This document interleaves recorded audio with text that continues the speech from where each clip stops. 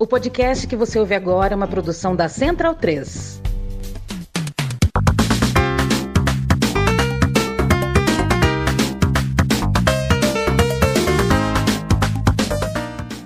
Bem-vindo e bem-vindo, amigo e amiga da Central 3, ao podcast O Monolito. Eu me chamo Leandro e a mim sempre trago aqui uma conversa, uma entrevista, sempre com o selo da Central 3, é claro.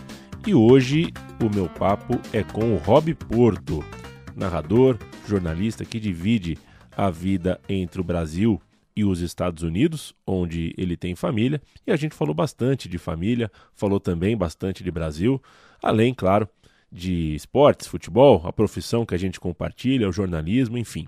Foi um grande prazer falar com o Rob Porto. Eu espero que você goste também do papo.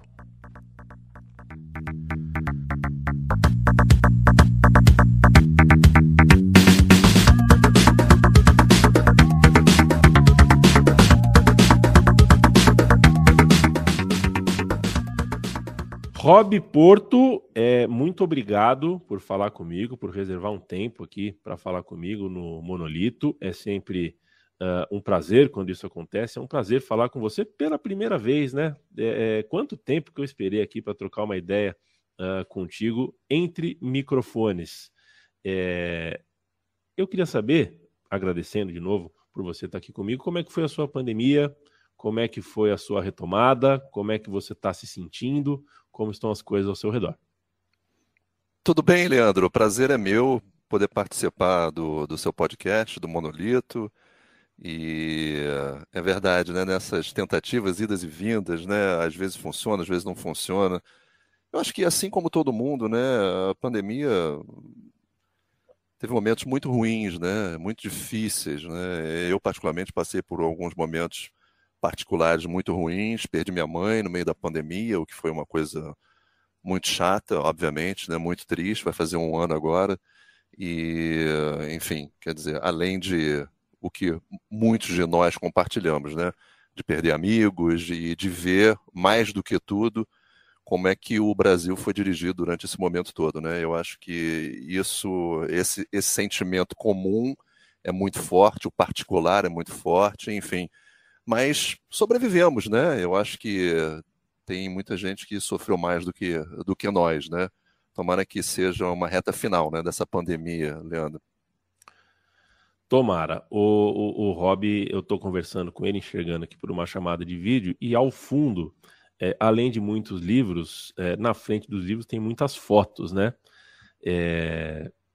Você acabou de falar sobre a despedida da sua mãe, você se despediu em 2014 do seu pai. Você é um cara, você se considera saudosista, emotivo por essas coisas, porque quando você tem foto na frente do livro, eu não sou Sherlock Holmes nem nada, mas acho que tem alguma coisa sobre a gente explicando isso. Muito, muito, me considero sim.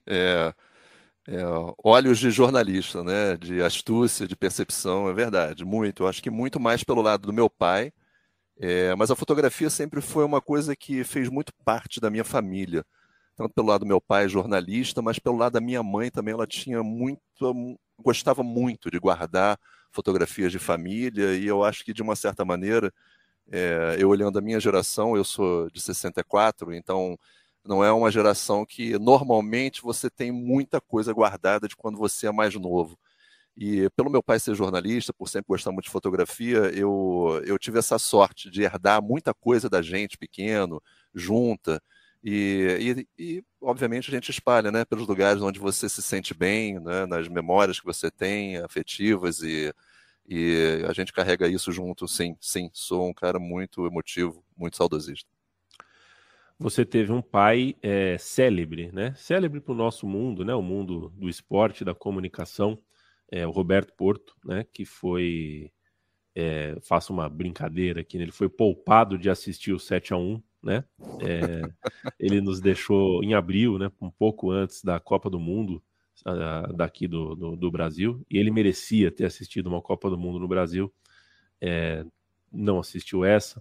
Aliás, né, foi na mesma época, poucos dias antes do Luciano do Vale, inclusive outro cara que teve uma trajetória aí, um pouquinho antes da Copa do Mundo também nos deixou. E você, Rob, pode supor que eu faria perguntas, né? A gente tem perguntas diversas para se fazer sobre o Roberto que você conheceu e a gente não, a gente que é público, né? Mas acho que tudo isso, de alguma forma, faz parte das suas respostas. Mesmo se você me der uma receita de mandioquinha aqui, você vai estar falando sobre algo do seu pai que a gente não viu, que a gente não testemunhou. Com certeza. Mas 7 anos depois, né? Você perde a sua mãe, como acabou de dizer, tem a pandemia. Eu quero saber se muda a voz, Rob, porque eu tenho a minha mãe, não tenho mais meu pai. E a minha mãe é a maior fã, é a pessoa que mais gosta de saber que eu estou produzindo, e quando eu falo no microfone aqui, eu sei que ela vai ouvir, e acho que o dia que faltar essa minha fã número 1, a minha voz nunca mais vai ser a mesma. Muda a voz? Muda tudo? Ou a gente acha um jeito de se profissionalizar a ponto de tocar a vida como se as coisas estivessem dentro de uma normalidade, com o pai e a mãe vivos? Muda muito. E eu acho que é sempre um aprendizado, né? Por mais que eu olhe para trás e nesses 7 anos sem o meu pai eu tenha aprendido a conviver sem ele, você acha que você está sempre preparado para o que vem pela frente, né? E não é verdade. É lógico que você carrega um pouco, né, desse sentimento de você sabe que a perda é uma coisa inevitável e que vem. Então você tem que tentar contrabalancear isso com algumas outras coisas, né? Eu me sinto afortunado de ter uma família muito querida, de ter meus filhos muito próximos, com quem eu tenho um relacionamento maravilhoso, e eu acho que você muda, né, o foco desse amor, do que você quer, aquilo que te acompanha. Lógico que vai ser sempre uma coisa que você vai sentir falta, né? Mas os filhos ajudam, a mulher ajuda, os amigos ajudam muito, então é um aprendizado, né? Nenhum de nós está imune a isso, né? Eu acho que é uma coisa que você vai aprendendo com cada passo que você dá. Rob, você citou filhos e esposa. Eu queria falar um pouquinho de Estados Unidos com você, porque Sim. ela é americana, filho e filha com estudos lá, né? Você tem uma parte grande da sua vida lá, não estamos falando de meses nem de anos, né? Estamos falando aí de década para frente. E hoje você mora em um Brasil despedaçado, né? Um Brasil com um governo anti-vacina. Não que nos Estados Unidos tivesse sido diferente. Não, verdade. Lá naquele começo, né? Mas é um Brasil com uma particularidade muito, né, muito dramática aqui, um Brasil realmente em pedaços. Queria saber como é que fica a sua cabeça, porque você me parece um tipo que não deveria estar longe do Rio de Janeiro. Me parece que você gosta daí, gosta de ficar por aqui. Mas, ao mesmo tempo, o nosso país machuca. E você tem um espaço, você tem uma possibilidade, um outro lugar ali que não é uma mudança radical, né? Não chega a ser, não é mais radical, é parte da sua vida, eventualmente sair para ir para os Estados Unidos. Quero saber como é que é isso, né? Como é que você, quando olha esses dois lugares, se você tem algum conflito interno quando olha ao seu redor, quando você olha o Rio de Janeiro, que a gente não consegue, eu não consigo nem classificar o governo do Rio de Janeiro, a prefeitura do Rio de Janeiro, não consigo nem dar um adjetivo para tudo isso. Como é que você media isso dentro de você? É muito difícil, né? Você vive num constante dualismo, né? Como você bem falou, né? Eu vivi nos Estados Unidos por muito tempo, então eu tenho um apego, mas pela parte de você conseguir se firmar profissionalmente, enfim, de você se descobrir. Eu me descobri nos Estados Unidos, né? Saindo do Brasil novo, e acabei tendo uma oportunidade de ouro lá, onde me trouxe para a profissão que eu tenho até hoje, de ser locutor esportivo. E meus filhos nasceram lá, conheci minha mulher nos Estados Unidos. Mas o Brasil nunca sai de você, né? O que você tem, que você leva com você.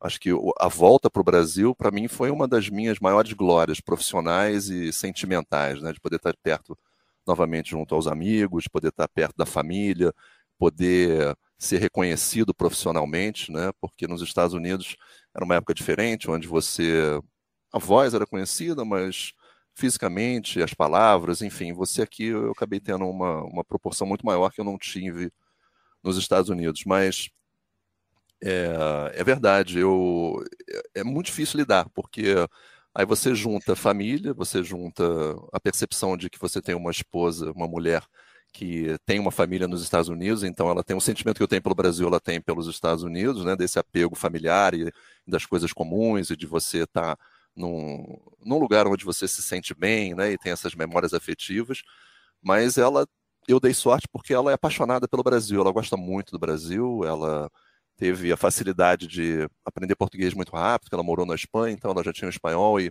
o português acabou sendo uma consequência mais fácil.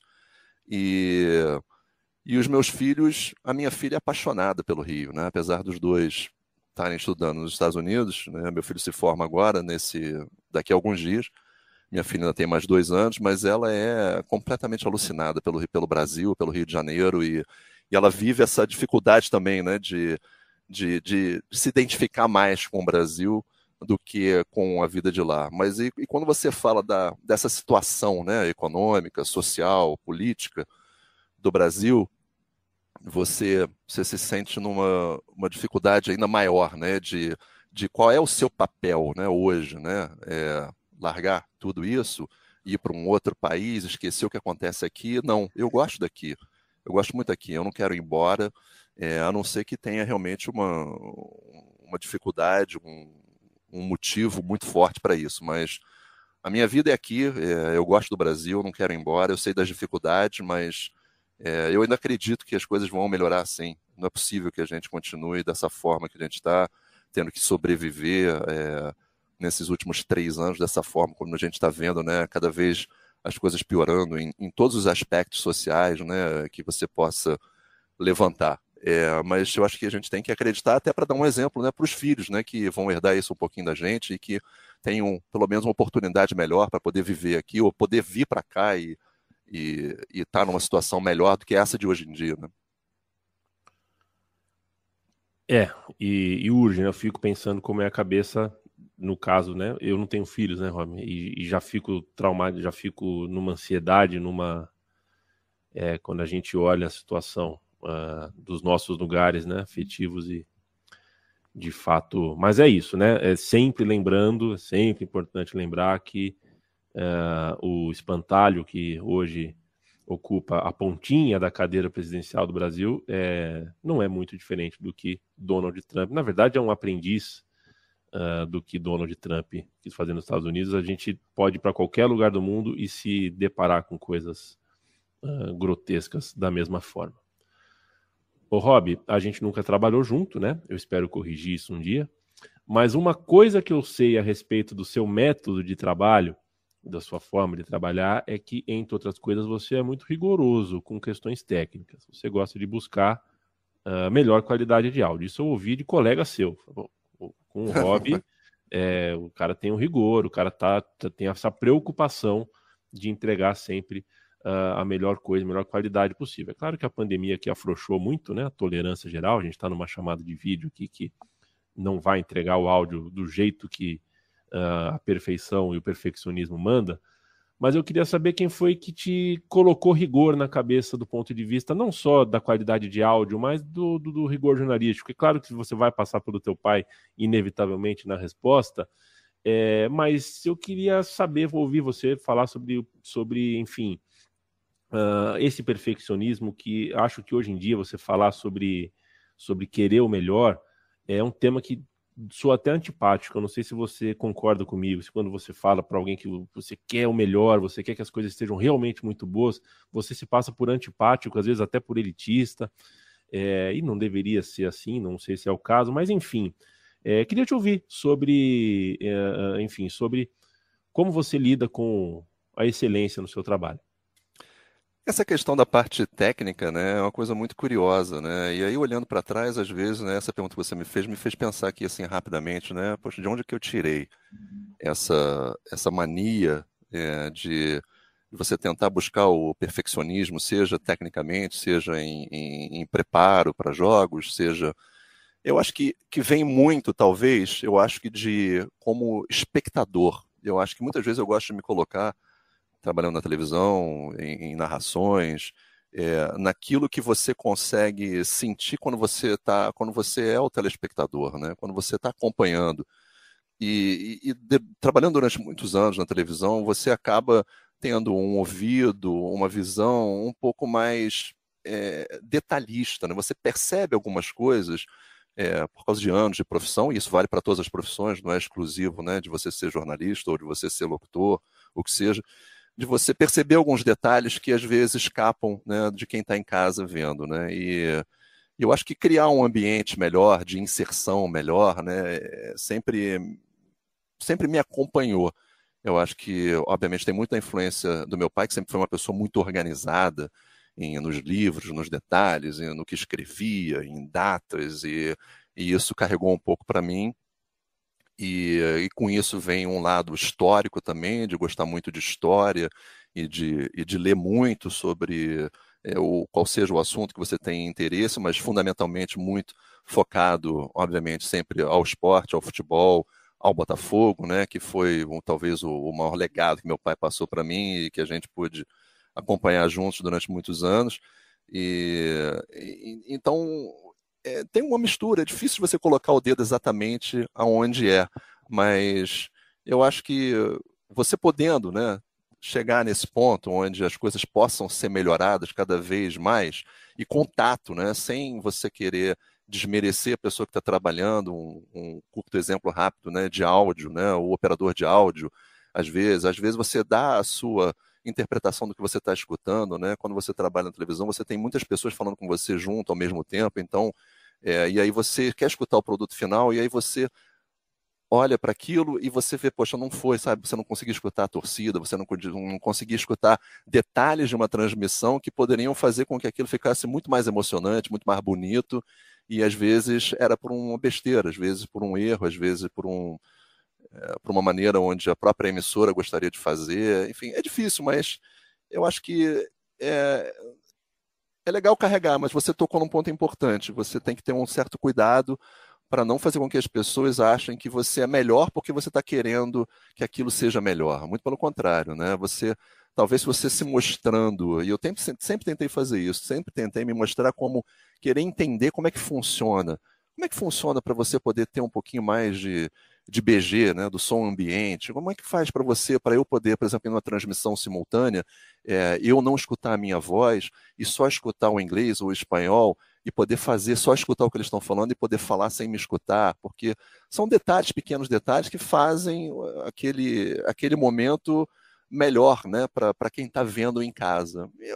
Um pouco por aí, você vai aprendendo, né, alguns macetes, algumas coisas, enfim, mas eu acho que isso é muito particular, isso é muito de cada um. Tem gente que não se importa, aperta o botão, abre o microfone, vai embora, enfim, mas eu espero que isso nunca tenha incomodado ninguém com quem eu tenha trabalhado, não, muito pelo contrário. Não, pode ter certeza que foi-me dito em tom de elogio, em tom de virtude. Que bom. E acho que é algo a se aprender mesmo. E eu que trabalho com áudio e trabalho com podcast há 10 anos, né? E muitas vezes já tive que falar sobre isso. É claro que você pode fazer um podcast da sua casa com um microfone improvisado. É claro que você pode. Eu não estou te dizendo que para você fazer um podcast você precisa do meu estúdio. Não, você não precisa do meu estúdio para se comunicar.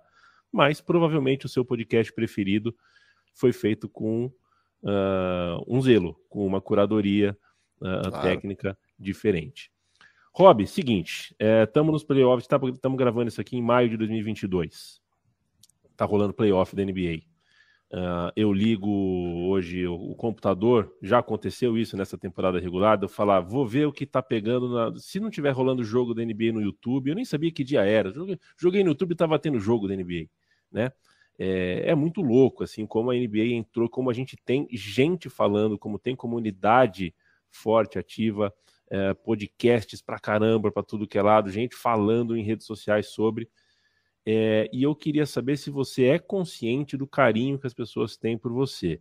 É uma pergunta de sim ou não, com um monte de tons de cinza, eu sei, mas é porque você falou com várias gerações diferentes, né? Porque você tem a narração na ESPN nos anos 90, depois você tem transmissão online pelo Globo Esporte nos anos 00, e depois tem a chegada na NBA com a Sport TV, a chegada à Sport TV com a NBA.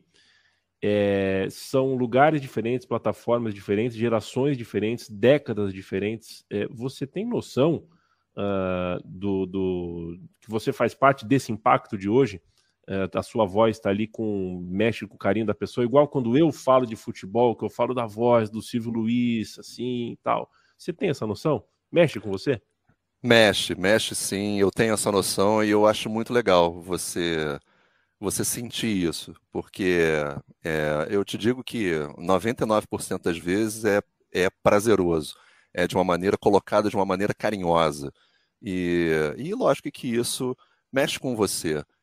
Eu me surpreendi muito quando eu vim para o Brasil em 2006, quando eu cheguei no Brasil, e você vai descobrindo as pessoas, as gerações que te escutavam, né, bem mais novas. Tem um lado ruim, né, que você vai se sentindo cada vez mais velho, né? Então você vai passando aquela imagem, nossa, eu te escutava quando eu era menino, quando eu tinha 12 anos, e a pessoa já está com 30 e tal, quase 40, e você fala, caramba, eu já estou há tanto tempo fazendo isso.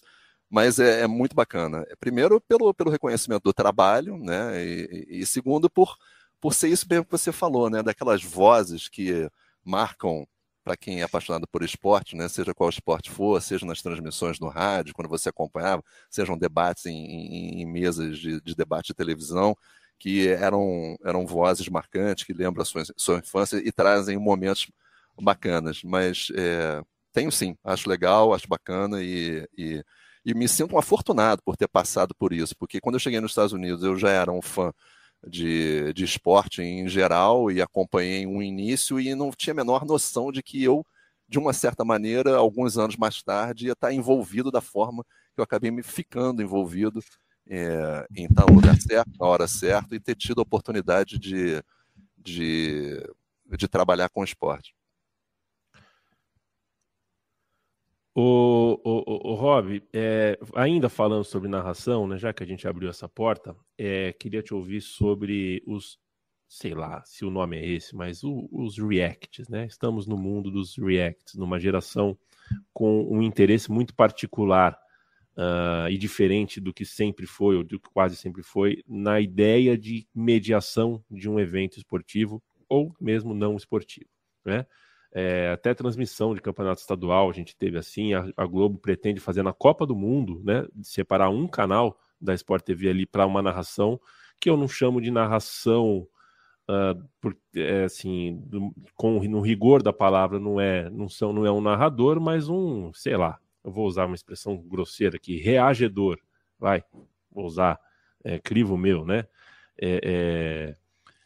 é uma tendência, tá? Não estou fazendo crítica, nenhum juízo de valor maior, né? É uma tendência que já deu sinais, deu pistas já há algum tempo, há alguns anos, e a gente se adapta, a gente tem um cenário aí, eu acho que em alguns momentos, e aí aí sim é juízo de valor meu, acho que em alguns momentos existe quase um flerte com o desrespeito com o ofício da formalidade do narrador. O narrador faz um trabalho formal ali que não é fácil.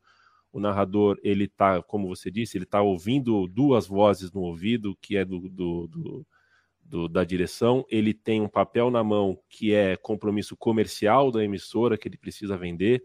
Ele precisa lidar com umas coisas que o público final, às vezes, não basta só falar, que cesta bonita, que golaço, e bater palma e tudo mais.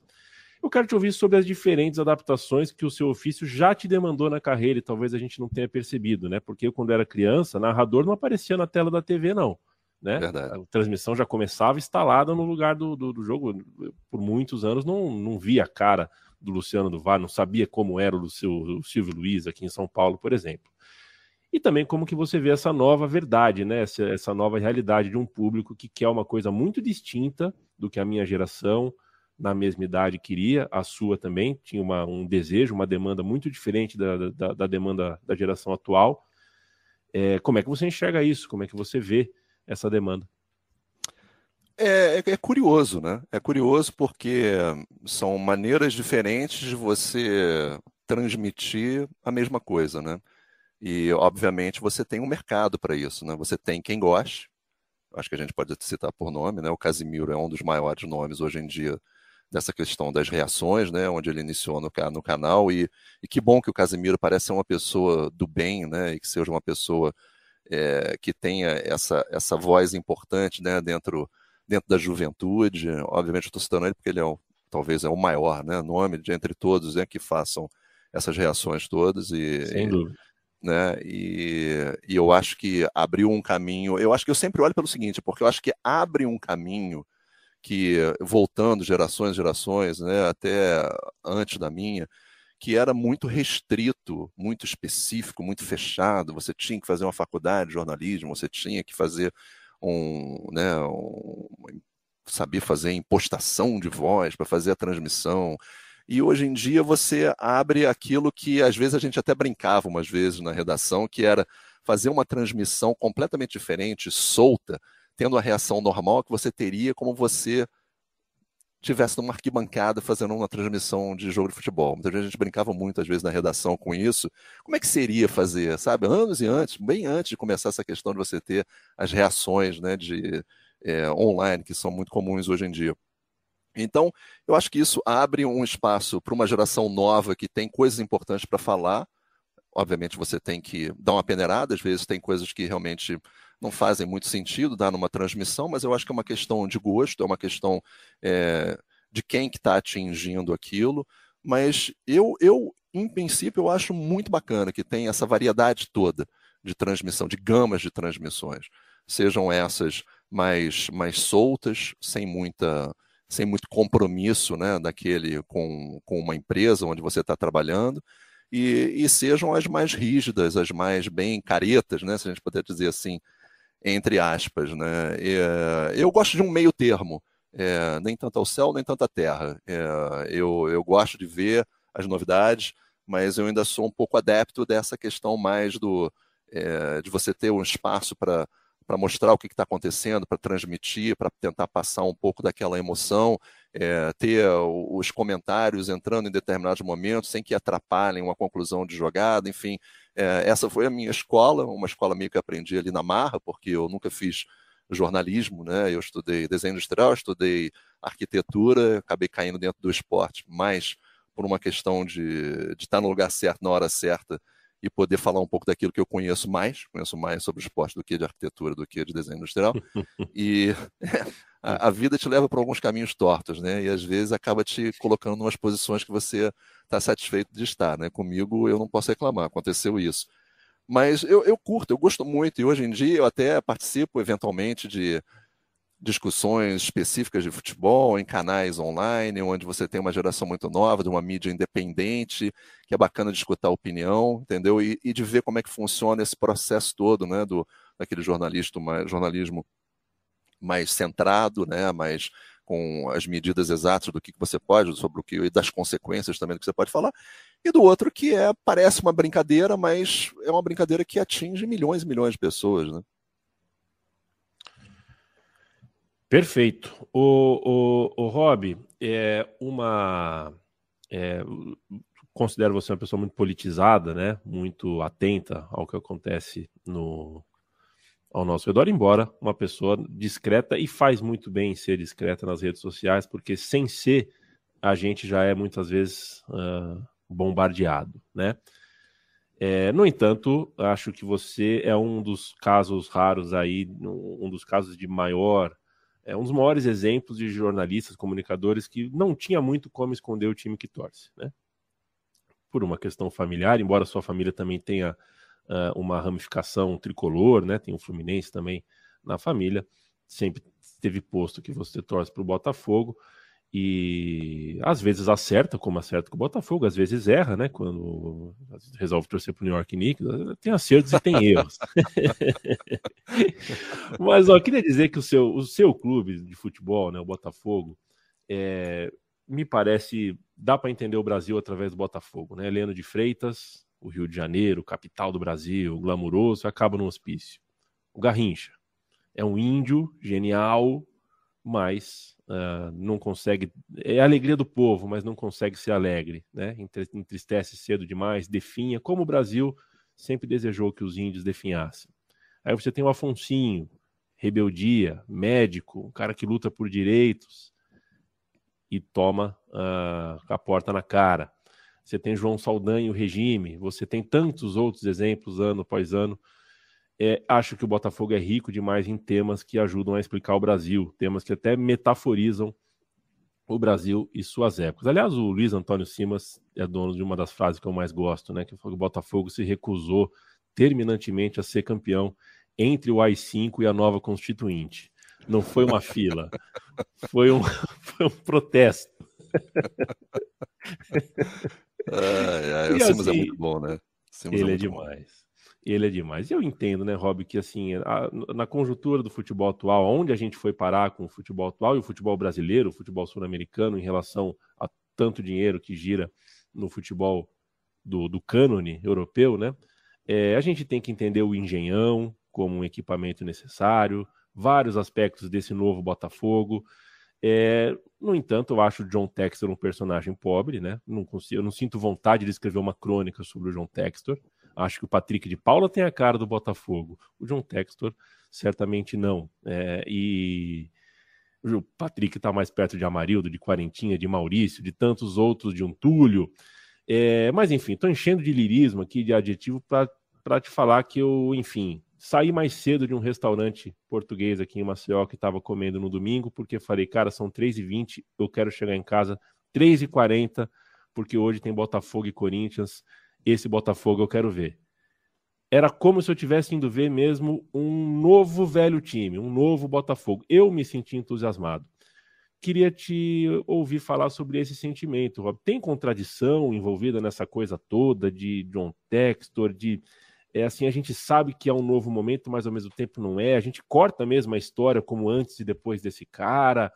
É só se deixar levar e pronto. É emocionante porque o horizonte estava muito nublado, enfim. É muito disso mesmo. Eu acho que, antes de tudo, é um processo de aceitação, né? É um processo de aceitação da sua, eu falo porque, né? Você não tem como se separar, né, dessa paixão que você tem pelos seus clubes, isso eu falo, não só de mim, de todos nós, né? Pelo futebol, seja por qual esporte. De você aceitar uma falência associativa do seu clube, né? Porque era o que estava acontecendo com o Botafogo, né?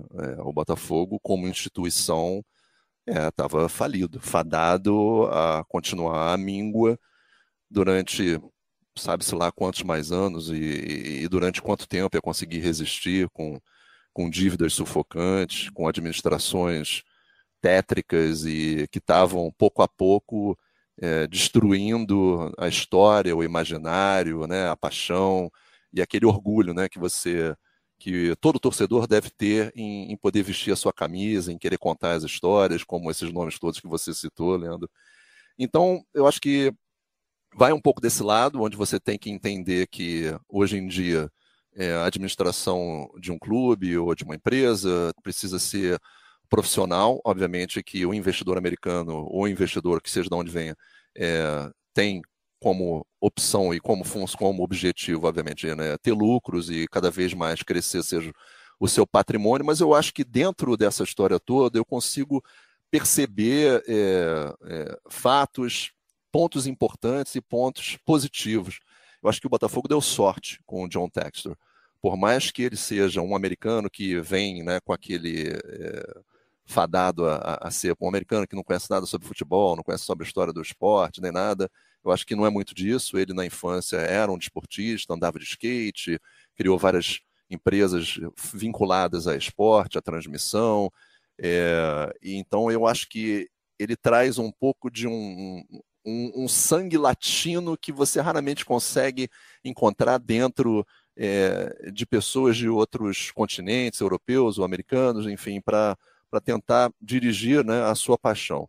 Então, eu vejo por esse lado, e sempre me coloquei para o seguinte, né, para os torcedores do Botafogo, que eu apoiava esse movimento, eu acho que era a única salvação para o Botafogo nesse momento, mas que eu jamais deixaria de ser crítico a partir do momento que você precisa ser crítico, né? E por enquanto eu estou vendo um caminho ser traçado da melhor maneira possível para o torcedor do Botafogo. E começando lá naquele Botafogo e Corinthians, eu estava no Newton Santos naquele jogo, não ia perder de maneira nenhuma naquela partida, e foi um primeiro tempo decepcionante, né? Aquele bem típico, característico da história do Botafogo, né? Onde você espera o melhor e você acaba vendo uma derrocada daquela de uma maneira assim, de você ficar envergonhado, né? Mas, ao mesmo tempo, vem o segundo tempo e você começa a perceber nuances e situações de jogo, de postura e de vontade que o Botafogo durante muitas décadas não tinha e não dava nem lampejos de ter. Então eu acho que o torcedor está entendendo isso, está entendendo que é um processo longo, está entendendo que o time está em formação, está entendendo que essa injeção financeira ela tem um objetivo, mas ela está sendo feita por uma pessoa que tem um carisma e está entendendo o que a torcida do Botafogo espera, né, e que precisa tratar o clube com a maneira, com a importância social, esportiva que merece, clube centenário, né, e eu vejo com bons olhos, eu continuo vendo que eu acho que foi a melhor decisão que o Botafogo tomou em fazer isso, mas eu jamais vou deixar de ser crítico, porque obviamente no mundo melhor eu gostaria que o Botafogo continuasse sendo um Botafogo sem dono, um Botafogo associativo e que pudesse sobreviver, né, dentro dos seus próprios meios, mas infelizmente é um pouco do retrato do Brasil, né? E eu torço para o Palmeiras, posso te dizer a mesma coisa com uns anos de antecedência, né? Claro, cada um com o seu, né? Cada um com a sua realidade, mas é isso. O Palmeiras que eu queria também era diferente, o que não significa que a gente não... Assim, a gente se adapta tanto, Robson, né? A gente se adapta tanto a tanta coisa, a gente engole tanto desaforo no mundo do esporte e também fora dele, no mundo político também, enfim. Ô, Rob, para quem que você reza, cara? Qual é a tua... No momento de fragilidade, qual é a tua reza? Olha, eu não sou espiritualmente ligado a nenhuma religião, não sou, assim como meu pai também não era. Minha mulher é judia, mas obviamente eu tenho um lado do catolicismo muito forte na minha família, né, com o senhor Moroso Lima, e enfim, de uma questão ligada à igreja muito forte. Primeiro, de muito respeito, né, às religiões em geral, e de... Eu rezo... Meu pai gostava de falar o seguinte, que ele só rezava pelo Botafogo, o Botafogo era o ente superior dele, e é mais ou menos por aí. Eu não tenho um ente superior a quem eu peça que me ilumine ou não. Eu acho que eu sou um cara muito pragmático, mas eu gosto de ver, e cada vez mais no Brasil, nesse Brasil tão de distopia social, eu gostaria cada vez mais de ver, né, essa consciência das nossas religiões africanas que são deixadas de lado e hoje em dia estigmatizadas de uma maneira que entristece muito, né? Porque o que a gente muito do Brasil, a gente às vezes não enxerga que vem de uma cultura tão bonita, tão forte, tão importante, de miscigenação de raças, que vem de outro continente, que está inserida no Brasil, mas e que hoje em dia, infelizmente, a gente tem um governo que tenta colocar isso como se fosse um mal a ser exorcizado, né? Eu gostaria muito de ter aprendido mais cedo na escola da importância disso tudo, sabe? Dessa influência afro que a gente tem na nossa cultura, pela religião, pelos ensinamentos, algo que a gente vê no dia a dia, nas ruas, e que, como foi bonito, né, nesse desfile das escolas de samba, né, com a Grande Rio sendo campeã, mostrando um enredo absolutamente fantástico, né, e que tem um impacto muito forte em muita gente aqui dentro, né, mas e que, infelizmente, a gente... e graças a Deus que tem um Luiz Simas, né, para tentar manter isso vivo e cada vez essa chama cada vez mais forte e dentro da gente, né, que a gente possa enxergar isso. Eu acho que o Brasil hoje em dia é um Brasil de mentes que tem que defender muitas coisas que você deveria ter abraçado há muito tempo atrás, né, e que estão sendo estigmatizadas. É difícil, né? O Brasil hoje é um prato difícil de você engolir, né? Quer falar um pouco mais sobre isso? Olha, não, eu acho que né? é um prato difícil de engolir. Eu acho que essa questão que a gente vive hoje em dia é uma questão muito dura, né? Eu falei no início que eu sou de 64, então eu nasci quando o golpe já tinha sido dado, eu sou de setembro, mas eu vi exatamente por causa dos meios familiares, né, inseridos dentro do jornalismo, aos pouquinhos, comecei a ter uma percepção muito forte do impacto que aquele tinha no dia a dia das vidas das pessoas próximas de você, sabe, dos familiares tendo que esconder os seus documentos e tendo que viver em casas que não eram as suas, deixando documento falando especificamente do meu pai, com o avô, tendo pessoas muito próximas desaparecendo e por acaso voltando por causa de interferências de pessoas que tinham uma voz um pouco mais ativa dentro do meio jornalístico. E aí você caminha por aquilo e você passa a sua adolescência crescendo num governo militar, onde você vai entendendo o porquê do seu pai xingar o presidente quando ele aparecia na tela da televisão, por causa das torturas e da censura, de tudo aquilo que a família vivia e que todo mundo sofreu aqui no Brasil, e você acha que eventualmente aquilo acaba um pouco mais à frente, né? Você passa a ter eleições diretas e hoje você vê esse retrocesso todo grande, né? Voltando de novo. E se isso não comove, se isso não chateia, se isso não te faz ficar indignado em ver que caminho errado a gente tomou, né? A gente traçou como país, né? Como tudo, né?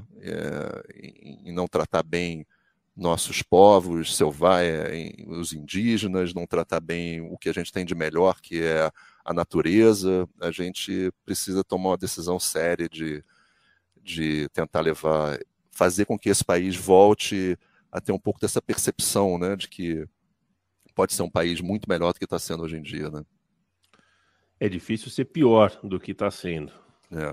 Que pode ser melhor, a gente só pode esperar por isso. Rob, não vou tomar mais muito seu tempo, já estamos aqui na reta final do nosso papo, mas para terminar preciso lançar mão de uma outra dica aqui que um amigo seu me passou, falou, cara, o Rob Porto gosta muito de cinema. Cara, gosta muito de cinema. Se você for falar de cinema com ele, você vai se dar bem. Só que eu não sei muito de cinema, então ficou difícil, a conversa fica capenga. Então a pergunta que eu faço é, te dou a chave de um cinema, tenho 3 salas para você ocupar nesse fim de semana. Que tipo de filme que você põe? Rapaz, olha, pergunta difícil, hein? Se eu pudesse passar isso para minha filha... Uma pergunta canalha, né? Pergunta difícil, né? Porque, assim, eu gosto muito de cinema, assim como muitas outras coisas, e você tem alguns diretores, alguns filmes que te marcam, né?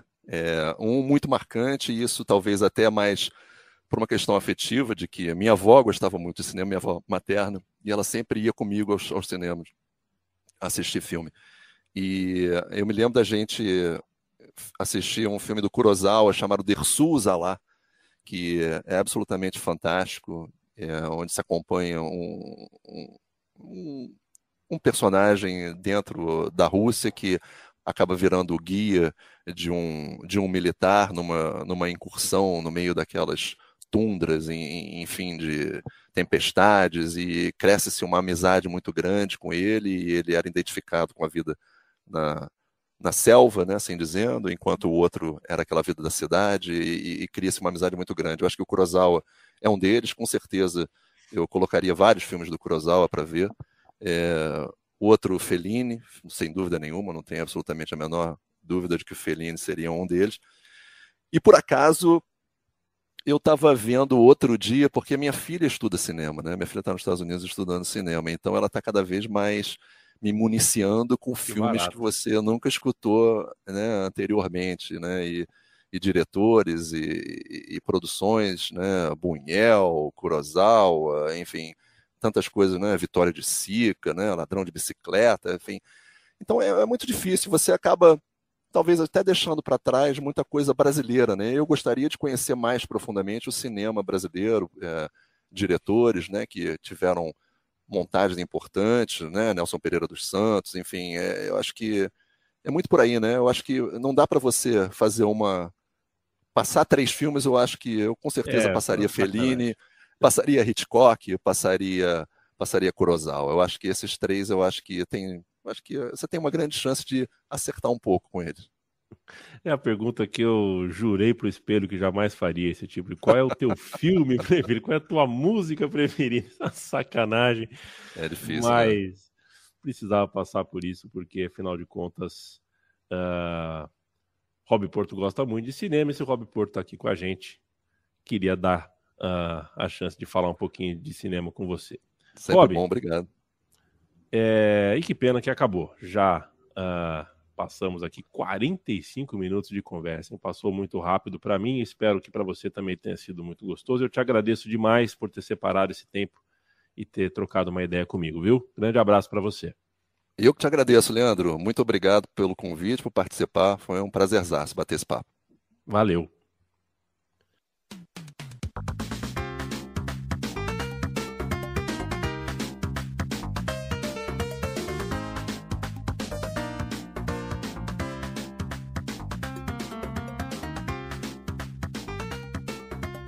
Valeu, Rob Porto, e obrigado a você pela companhia, você que ficou com a gente esse tempo todo. Não me demore em voltar com mais um episódio do Monolito, e enquanto isso você pode buscar as edições anteriores no seu tocador preferido de podcast. Aí onde você está, por exemplo. Sempre lembrando, a Central 3 funciona, sempre lembrando, o financiamento coletivo da Central 3 funciona em apoia.se/Central 3. É um estúdio independente e por isso a gente precisa sempre lembrar do financiamento coletivo, que é o que nos ajuda a manter o estúdio vivo. Valeu, até a próxima.